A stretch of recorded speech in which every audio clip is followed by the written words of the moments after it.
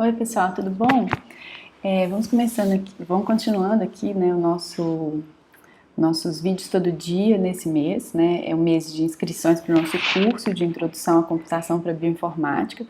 Então é um curso à distância, é um curso de extensão universitária aqui pela UFMG. Então, se você tem interesse em começar em bioinformática, aprender não só programar, mas também aprender conceitos muito importantes de projeto e análise de algoritmos, bem como algoritmos clássicos em bioinformática. Então, vou deixar o link para o curso aqui embaixo e vou deixar o card para o anúncio do curso aqui no vídeo, tá? Bom, então eu falei para vocês 2 dias atrás sobre contatos, não é mesmo? No vídeo que teve um probleminha de edição, infelizmente as imagens não foram, mas de qualquer forma eu vou deixar o vídeo linkado aqui e eu coloquei na descrição do vídeo os slides. Então se você quiser mesmo assim assistir o vídeo, você pode acompanhar lá os slides do vídeo e o vídeo, né?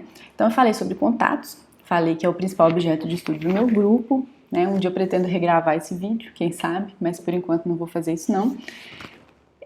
No vídeo anterior de ontem eu falei sobre o Napoli, também vou deixar linkado aqui, que é uma plataforma para análise, né, de padrões de contatos entre proteínas e ligantes, né? Então lá tem várias visualizações, vários gráficos, tabelas, um relatório muito completo, onde você pode analisar essa natureza de dado. E eu vou mostrar para vocês hoje aqui o trabalho de uma aluna minha de mestrado, que já defendeu seu mestrado, a Suzana, uma aluna minha colombiana, já está na Colômbia de volta, e ela teve uma ideia muito legal de modelar esses dados de interação proteína-ligantes. Foi muito interessante, foi um trabalho muito criativo da parte dela, porque na época eu até pensei que não ia funcionar, eu pensei que ela não tinha entendido bem o problema, mas foi um insight muito legal que ela teve, que eu vou mostrar para vocês aqui, tá? Então ela fez essa ferramenta que se chama CALI, que é um acrônimo para análise de contatos proteína-ligantes baseados em redes complexas. Não sei se você sabe o que é rede complexa, né? Se você não sabe, se você tem interesse em saber mais sobre isso, deixa um comentário aqui que eu posso fazer um vídeo sobre isso.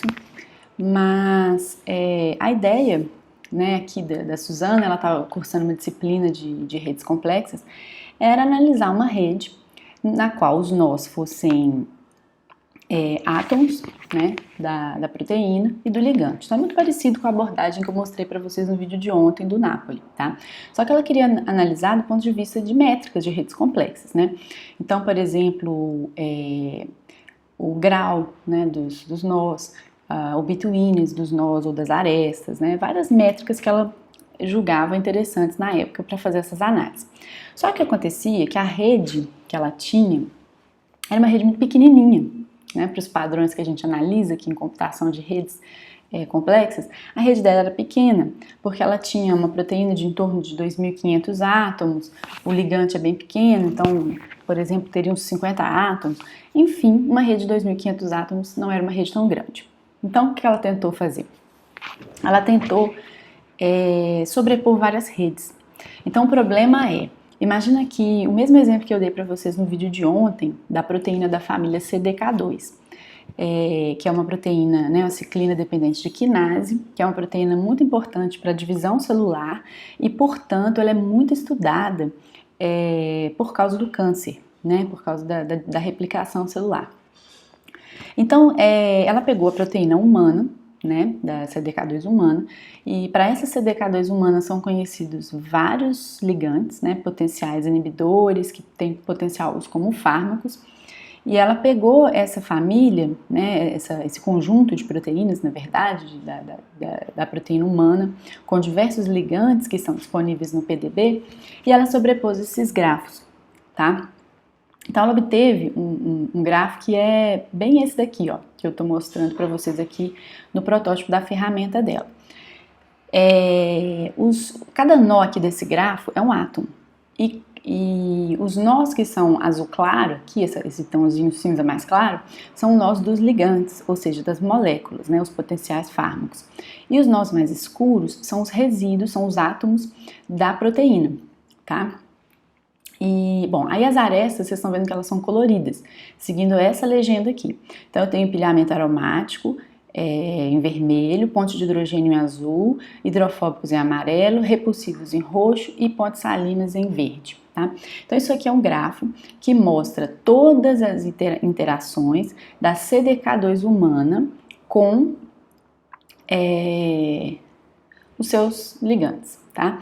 Então é muito interessante essa visão. No princípio eu não entendi muito bem o que ela queria, mas essa visão ela nos dá uma noção direta de conservação. Então a gente consegue ver aqui esses hubs, né? Essas grandes estrelas aqui.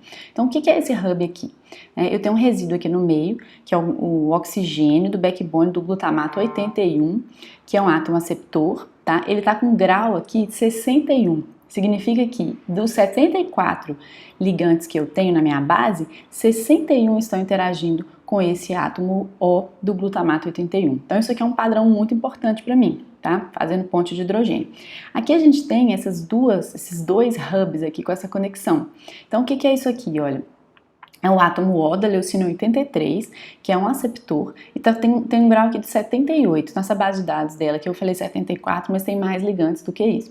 Então, só esse átomo aqui está fazendo 78 ligações, tá? E aqui do ladinho a gente tem, né? Então aqui a gente tem leucina 83, o oxigênio, e aqui leucina 83, o nitrogênio, todos dois do backbone, tá? Então ele está interagindo aqui também, olha, com um número grande de ligantes, são 42 ligantes. Tá? Sendo que há 3 ligantes aqui, ó, esse X06, esse X0A e esse X11, que eles conectam nos 2 átomos, tá? Isso aqui é um fato que depois a gente foi checar, é bem conhecido na literatura, porque a CDK2 ela tem uma região de gancho, né? Então é como se fosse um ganchinho ali que esses 2 átomos vão fazer para segurar o ligante. Então isso aqui é uma coisa extremamente conhecida já. Tá? Que a ferramenta foi capaz de apontar, obviamente, né? Uma outra coisa muito interessante que aparece aqui nesse gráfico pra gente é esse núcleo aqui hidrofóbico. Então, olha que coisa mais interessante, né? Tem um grafo bastante amarelo aqui, hidrofóbico. Então, com isso, a gente vê o quê? A gente vê que as interações hidrofóbicas elas são muito importantes nesse processo de conexão da CDK com seus ligantes, né? E a gente vê ainda aqui, olha, que é o carbono beta de uma alanina, que é muito conectado, e o carbono delta 1 de uma leucina. Então eles são bastante conectados aqui com vários ligantes, tá vendo? E tem um outro número grande de átomos aqui que se conectam, tá? Há um número pequeno de interações aqui, pontes salinas e algumas repulsivas, né? Mas o que tem de mais importante e conservado aqui são essas 3 pontes de hidrogênio, né? Até aparece uma quarta aqui, ó, e um núcleo hidrofóbico que compõe aí essa assinatura de interação, tá? Só que esse gráfico, como vocês podem ver, ele é um pouco poluído, né? Um pouco complexo, vamos dizer assim, denso, tem muita informação. Então eu tive uma ideia na época, né? Para poder facilitar, a gente queria evidenciar mais facilmente uma assinatura de interação. E aí, nesse caso, a gente queria uma coisa mais simples. Então, eu propus criar um grafo que a gente chamou de grafo composto, tá? Então, esse grafo aqui é o grafo G', que basicamente já é essa sobreposição dos vários grafos, né, de interação. Então, eu tenho um conjunto de grafos que interagem com o ligante e eu sobrepus eles todos em um, isso é o grafo G', e eu propus uma simplificação desse grafo G' num grafo G2', que é o que eu vou mostrar a seguir. E basicamente o algoritmo que eu propus aqui foi o seguinte: se eu tenho um par de nós dos mesmos tipos fazendo uma ligação do mesmo tipo, eu vou colapsar eles num só, tá? Então basicamente imagina assim, eu tenho um doador fazendo uma ponte de hidrogênio com um aceptor. Então eu vou juntar isso e vou juntar os nós, tá? Então olha só, vocês vão ver o que vai acontecer com esse grafão aqui e com esse daqui, tá? Na hora que eu mostrar aqui a junção deles, vocês vão ver. Então olha só, aquele grafo, né, aquela estrela ficou assim, tá? O glutamato 81, ele tem um grau 61, né? Tinha 61 átomos pendurados lá naquele átomo central. Aqui o que aconteceu? Isso se dividiu em 2, tá? Quem são esses 2? Bom, eu tenho um grupinho lá que era aceptor e doador, e eu tenho um outro grupinho lá que era só doador. Então, por isso, eles se dividiram em 2 grupos, tá? Você pode passar o mouse aqui em cima e ver quem são os ligantes que estão lá, tá? Então, assim, toda a informação pode ser obtida aqui, tá? Aquele outro grupo que tinha 2 dois hubs lá, se transformou nisso daqui. Então a gente vê claramente uma leucina 83, que tem o grau 78, e ela interage muito com átomos que são aceptores e doadores, né? São 65 átomos. Então com isso a gente conseguiu revelar muito mais claramente uma assinatura de interação, né? Então o que é que na CDK2 humana está interagindo com esse conjunto de ligantes? Então basicamente é o oxigênio do glutamato 81, o nitrogênio da leucina 83, da mesma forma o oxigênio da leucina 83, e aqui também a gente tem uma leucina 134, né, que faz muita interação hidrofóbica, e a alanina 31, tá? Então são os resíduos mais importantes aqui desses complexos. Então a gente fez outras análises, né, aqui por exemplo com a ricina, que é uma fitotoxina muito importante, né, vocês já devem ter ouvido falar, vocês já viram aquele seriado Breaking Bad, né? A ricina é uma toxina muito importante, é uma proteína. A gente tem um projeto também para neutralizar a ricina, tá? Produzir ligantes que inibam a ricina. Então, o grafo da ricina interagindo com ligantes conhecidos é esse daqui. Aqui você já vê que tem outra característica, né? Então, olha só esse grande subgrafo aqui vermelho. Então, tem muitos empilhamentos aromáticos que são importantes. Quase não temos interação hidrofóbicas, né? Tem pouquinhas aqui. E, por sinal, é um grafinho bem interessante esse aqui. Você tem um triângulo, olha que interessante. Aqui você não tem um resíduo, né? Tá assim, posição 123. Por quê? Porque as ricinas aqui, elas não são idênticas. Então, no caso da CDK, a gente tinha várias CDKs humanas, são idênticas. Aqui no caso da ricina, a gente tem diversas ricinas diferentes, tá? Então, as sequências são diferentes. Então, o modelo da Suzana, antes de ser gerado, né, esse grafo aqui, a gente faz uma sobreposição das estruturas e pega posições que são conservadas, né, que são comuns. Então, aqui a gente tem na posição 123 um carbono gama, que ali, no caso, é a tirosina, e ela tem o grau 8, tá vendo? Ela faz 8 interações hidrofóbicas com diferentes ligantes. Da mesma forma, a gente tem esse outro aqui, ó, posição 123, da mesma tirosina, né, 123, ó, tá vendo?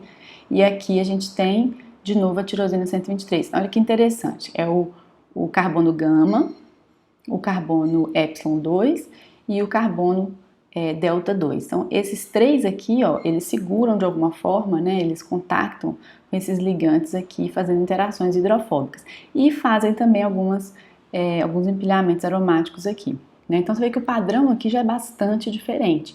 Né? Tem algumas pontes de hidrogênio aqui, e a gente pode também gerar o grafo G2', que é um grafo mais sumário aqui. Então, se a gente estiver interessado realmente na assinatura ou no que se conserva, a gente vai olhar os nós grandes, né? Então, por exemplo, glicina 121, né, e valina 81 fazem muitas interações, ligações de hidrogênio, né, vocês estão vendo aqui, essencialmente com esses ligantes aqui, então tem 16 ligantes aqui nesse padrão. E existe aqui também essa tirosina, né, tirosina 80, que também faz muitos empilhamentos aromáticos aqui. Então, ela é um resíduo essencial aqui nesse processo. Tá? Aqui tem um outro grupinho, também é tirosina 123, né? Então, vocês estão vendo que, ó, tem duas tirosinas muito importantes, né? A 80, que está nesse grupo aqui, e a 123, que está nesse grupo aqui. E a gente tem duas glicinas, uma glicina e uma valina aqui. Então, assim, é uma forma de visualizar esse tipo de dados, né, usando grafos, e analisar usando redes complexas. Então, assim, eu não vou entrar em detalhes, porque o vídeo já está ficando um pouquinho longo, mas a gente tem aqui formas, possibilidades de filtrar, né? Por exemplo, eu quero só os nós que têm um grau alto, tá vendo? Então, você pode filtrar e manter apenas esse tipo de interação, né? Então, eu posso, por exemplo, limpar esse grafo aqui e ficar só com o que é mais conservado, né, nesse sentido. Então, gente, essa é a ideia do Kali, tá? Eu vou deixar linkado aqui embaixo o artigo do Kali, que a gente apresentou numa conferência internacional. E se vocês tiverem dúvidas, sugestões, qualquer comentário sobre esse vídeo, pode deixar aqui embaixo, que eu vou ficar muito feliz em responder, tirar as dúvidas de vocês.